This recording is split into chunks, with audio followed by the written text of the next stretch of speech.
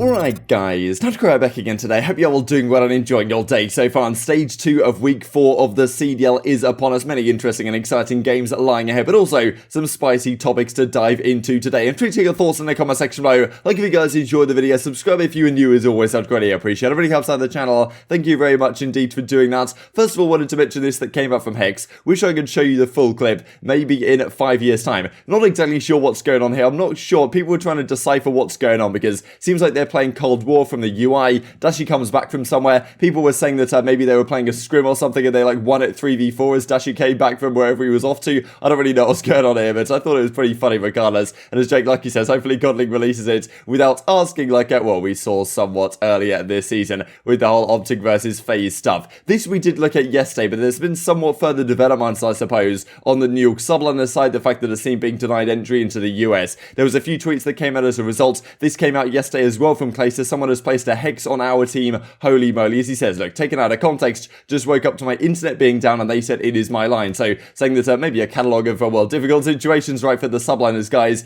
Clayster's internet in a tough spot, but also just the general hex around supposedly the New York subliners team right now. The fact that a team for whatever reason cannot get out to the States, or for whatever reason the visa wasn't available, or I don't really know what's going on. New York have the clouds. I suppose they can maybe get this figured out, but if it's a serious issue, getting it figured out within about 14 days, 2 weeks from now, or next, well, 2 Thursdays from now, that's when the major is going to begin on LAN in Texas. If a team can't get out there, there is questions as to who subliners pick up as a replacement, as we did look at yesterday. And as Revan says, someone 100% or 1000% even, that's even greater than 100, put a hex on our team. Whoever it was, I'm not mad, I just want to talk. So clearly, for a number of different reasons now, subliners in a bit of a tough spot. Have to see how this one develops. Of course, we'll keep you guys updated here on the channel. And as Asim says, Zuma was saying just use a controller for the first time in months. Someone may need to send me the 14-day for champs. My stream can confirm you got my spot duo any day. Just say the words. As Asim kind of saying that if he can't play at the major, then maybe Zuma. I guess Zuma isn't technically contracted as a player anymore, but Zuma hops back in, plays for the subliners. But who will they get, right? Because this is the whole 14-day contract situation, especially with that whole idea that Chrome was talking about that the subliners academy is now no longer a thing. Like maybe they don't have any of those guys contracted over there anymore. Therefore, they'll have to sign someone on a 14-day, I imagine, to hop in for the major, which obviously wouldn't be great for them given the subliners right now are one of the top 3 competitive teams in the game. Right, you're looking at FaZe, you're looking at Ultra, you're looking at the New York subliners being the top 3 teams in the game right now. If they have to switch something up, that could be pretty unfortunate for them, especially given this could be a great opportunity for them to actually win. I mean, of course, they could have some great seeding potential as well down there in Group B. The fact that Ultra already lost to the Mutineers, but New York certainly have to clutch up with their current team and hope that the team can get out there in, well, for the major and obviously finish off the job in their group as it stands right now. This then is what I wanted to dive into, and there's a lot of history and kind of some fun stuff around this that I wanted to get into as well. As Censor says yesterday, at Ben J Nassim, you a hater, bro. And Ben comes back with the double question marks, and then he says we have to debate on the flank ASAP. Now, what I believe this is about is a couple of days ago, Zuma's father, like Papa Zuma, he was on stream, a very entertaining time indeed. Honestly, that guy is out of control. It's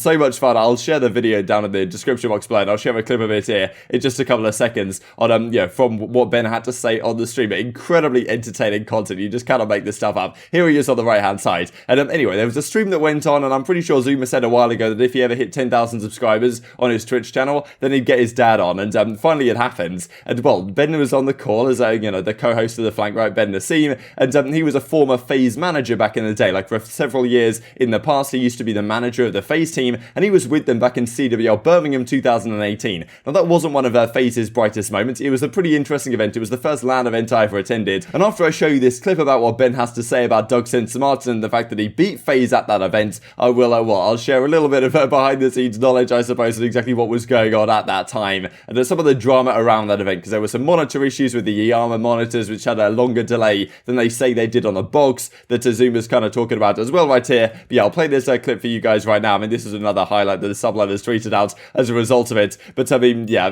just some entertaining stuff on stream. And Ben has to say that, look, he was very frustrated at the fact that FaZe at that event lost to Doug Sense-Martin. And Doug, I imagine, insulted by that to some degree, saying like, look, you're saying losing to me as if it's some sort of mediocre thing, but actually I was a force to be reckoned with on the map at that event. I was telling Tommy, I said, Ben's a real nice guy. If you get to know him, he's a good guy. Remember when we just ran outside that day? Remember you? Yeah, that was not one of my greatest moments in my life. Ben was himself. We lost to Doug Censor Martin, man. Like, it was Birmingham. There was a delay on a pop. Remember the delays on the monitors? Everybody was bitching about. Man. There was a problem with the monitors. Dude, Tom, we played them in the league and it was no contest. These guys tried to score with us in Arden Forest. There was a 5-millisecond delay. Your playstyle benefited if you sat in corners and preem. That's true. You compared to people who can run and snap. Yeah. It was impossible. It was impossible. I was wild back then. I'm way more reserved. Like, dude, I don't. A lot of people. No, I'm more reserved when I watch games now. I don't. You're not the same guy that you were when I met because you? like.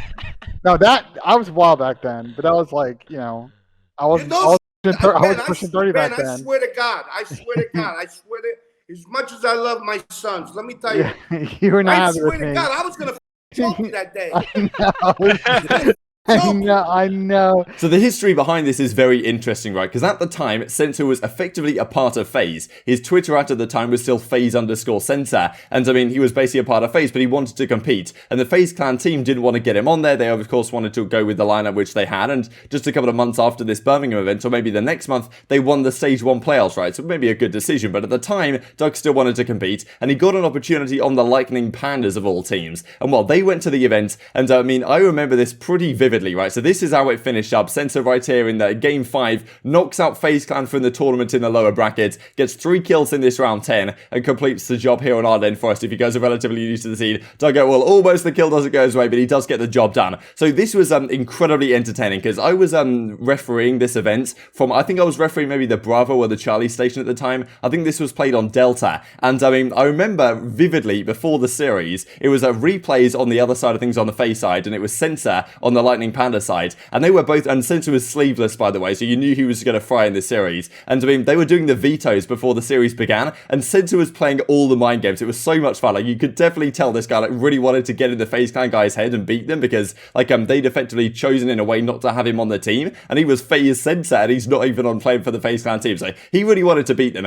And I remember like they were doing the vetoes and replays would say what map he wants to ban, and the referee was right there, and Doug would be like, oh yeah, you're scared of playing us on that map, and doing all the mind games, getting in his head. And I mean, like every single map that Lightning Pandas won, like Doug would stand up like he'd be giving them the business, and it was just such a fun series to watch. And I don't know if there's any like record of this being recorded behind the scenes, or maybe I got some clips of it at the time, I'm not really sure. Some people did in the crowd. So anyway, that's what happened, and this is how it turned out, right? So Lightning Pandas beat FaZe 3-2, and that's what Ben's getting at, right? Saying that, okay, yeah, he was super frustrated the fact that we as FaZe Clan, and he was the manager of their team at the time, with Zuma on the team, got beaten by Doug Censor Martin at that event, and saying that was obviously not the ideal result, which is clearly the case. But Doug's maybe looking at that and thinking, wow, okay, hang on a second, you're tarnishing what actually was a great team and a great performance from Doug. And he honestly played lights out at this event. Like, Doug was genuinely a very solid player on this team. They come to 8 in the end, and as you can see, they outplays FaZe Clan, the team of Zuma, Attach Replays, and Priestahh, that would go on to win the Stage 1 playoffs. Slightly dodgy event with the monitors and whatever, but I mean, still, the best teams generally came towards the top of the standings right here, and Doug Censor Martin and Lightning Pandas ended up finishing in that top 8 position. But remarkable stuff, and this came out from Doug as well yesterday, back in the mix up against Easter with this new squad that he's rocking with in the Challenger side. Nice play, to be honest, from Doug to finish out of this game on the Moscow.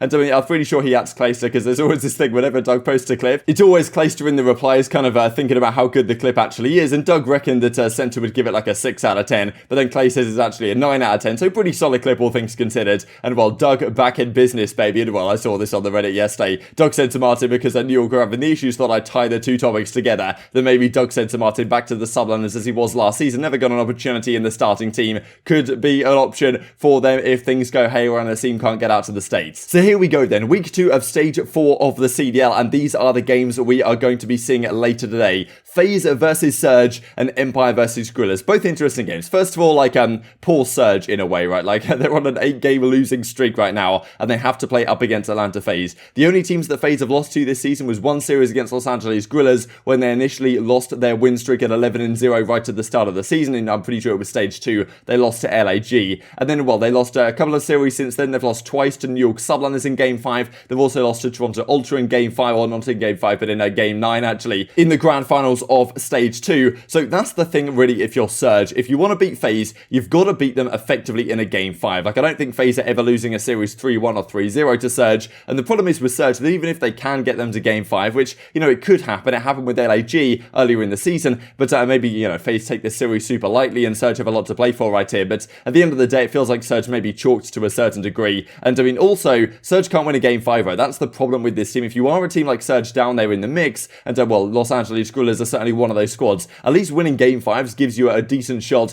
to actually take some series off the top teams. You know, you can win 2 Search and Destroys, snag a respawn here and there, and actually win a series off the top teams. That's how LAG managed to do it before against FaZe. That's how they're probably going to try and do it today up against the Dallas Empire. But I mean, yeah, I think the FaZe should get through Surge relatively comfortably. And then Dallas versus Guerrillas, right? And this really is a big question to me, because if Empire lose this series, and let's not forget they play New York later in the week, that's not going to be easy for them at all. If they lose to Guerrillas here, there's a lot to say about that, right? Because look, if Empire lose to Guerrillas, we've seen Los Angeles Thieves talk about it not too long ago, the coaching staff, and the fact that, look, who came into the team, we knew within a few days this team was not going to work, right? A lot of discussion, the fact that generally you know pretty early on in a team's lifespan whether it's actually going to work out in the long haul. That's not necessarily always the case, but we've seen LA Thieves make a number of different changes. I think most pros generally have that tendency, the idea that, okay, let's play with this team for a few days, few matches, and if it's not working out, you kind of know it's not going to work out in the long haul. Now, if this happens to Dallas Empire, if they lose this, if they lose to Subliners this week, then questions are going to be there, right? Could it ever work with Vivid? Is it ever going to work? Is that an option they want to go for? Like, what do they even do from there? I mean, look, they've given themselves some backup options. They've got FeLo now on the bench. At least they do have some sort of bench player now that they've acquired Vivid, but still some significant questions here for the guys on the Dallas Empire to answer. If they could come out of Bob Los Angeles Guerrillas, that will certainly look good for them going forward as well. But intrigued to hear your thoughts on all this stuff in the comment section below. Hope you guys enjoyed the video. If you did enjoy it, I'd greatly appreciate a like on the video. It really helps out the YouTube algorithm. Like you enjoyed this content, other people like you may enjoy this content as well, and I'll grow the competitive Call of Duty community. Thank you for watching as always. Take care, and I will see you next time. Orange bus. Nice, that's one. I'm spawning out street, guys. I'm spawning out street. Yeah, we got time. No trophy on time. No trophy on time. I just need it. Need it, guys. I think flash. I got a flash. I can get and go with you. Mario. Hold on. I'm one shot, Mario. Good. I'm coming, Mario. I'm weak. I'm really weak. Let's do that, guys. I'm just screaming. I'm one shot, Mario. I got him. Let's go. I'm here with you. I'm pitching right away. I'm pitching. Bus. John dead. Gravity dead. I died. We went up this. He's behind the car. Laying down behind the car. Civ dead. Can you guys get time? Oh my God, your ass, dude. These kids are garbage, man. What? Holy. Oh.